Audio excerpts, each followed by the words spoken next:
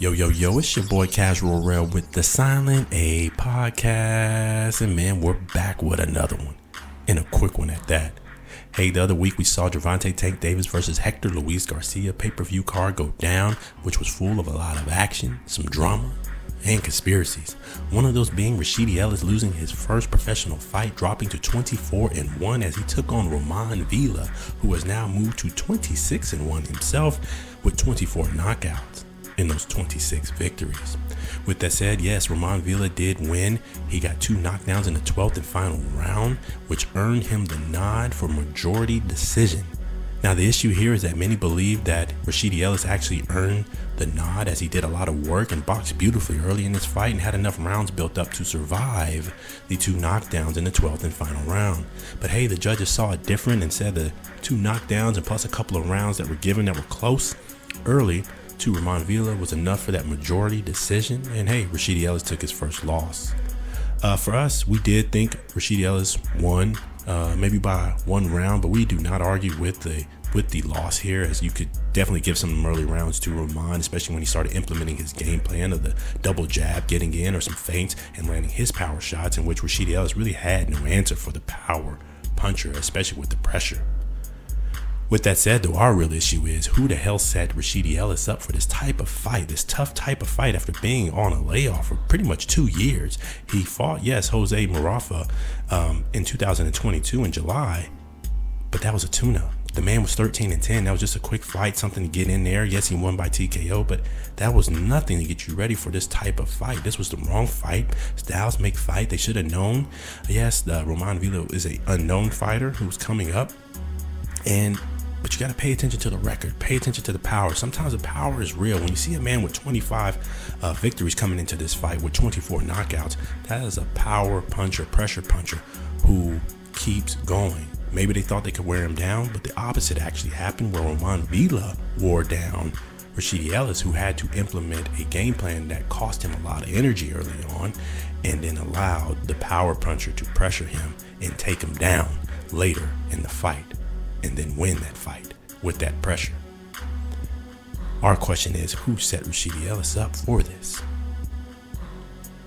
Yes, he lost the fight, and there will go back and forth on the cards. You might have had to win him by a round or 2, but at the end of the day, you cannot argue that, yes, he possibly did lose that fight with 2 knockdowns in the 12th and final round. That's big. And then some of those tight rounds as he was landing pressure and landing good power shots, meaning that of Roiman Villa. So with that said, though, my question is, who set Rashidi Ellis up?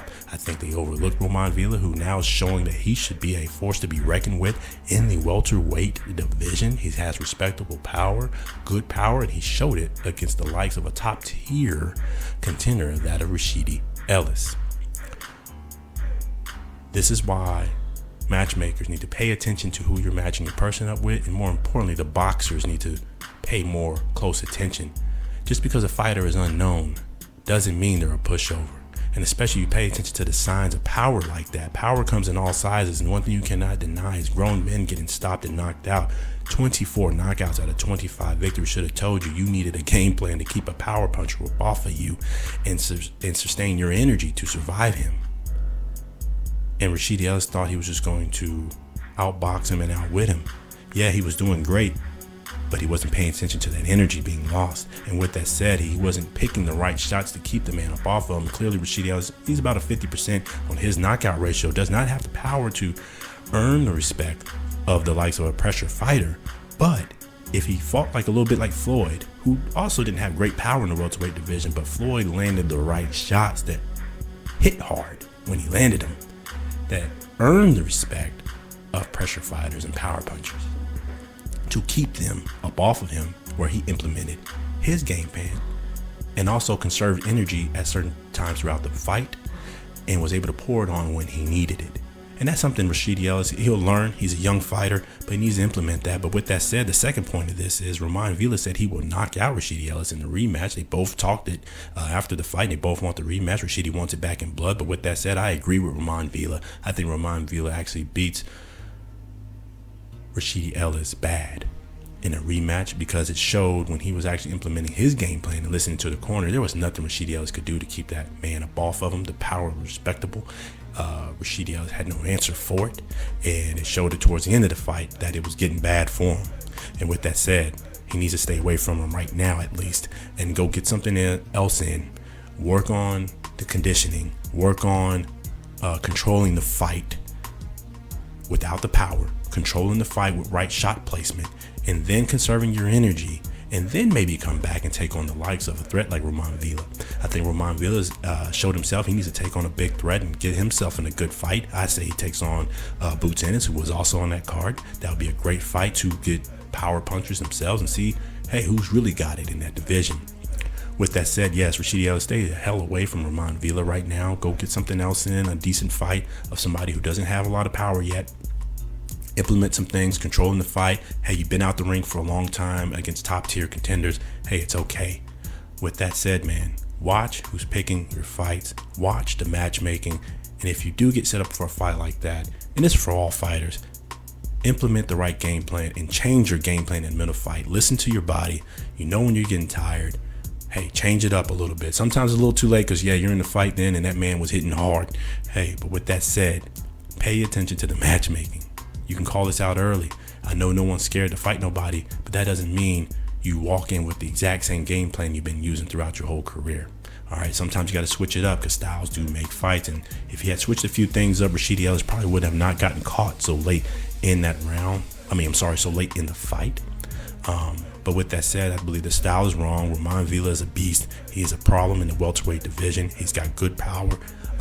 Not a top 10 contender yet. I think he needs to take on a few more names. But Rashidi Ellis is a good notch in his belt. And with that said, who the hell set him up with Rashidi Ellis? Or I should say, who set Rashidi Ellis up for that fight? That's my issue. He should have had something a little bit better, a little bit more of a welcoming, something like how Boots Ennis had with his fighter, who did move around a lot. But I think they kind of played Rashidi in this. But hey, we talked too long on this one. Let us know what you think. Hit that like button, subscribe, put your comments below. Hey, did you think Rashidi Ellis really should have won that fight? Do you think Roiman Villa stops him in the next fight? We do. I think he does. I think his game plan is just set up right for a fighter like Rashidi Ellis. But hey, let us know what you think. That's our thoughts. Hit that like button, comment, subscribe, do all that. Hey, let's talk. Let's go back and forth. But hey, this your boy Casual Rail with the Silent A podcast, man. Until the next time, peace.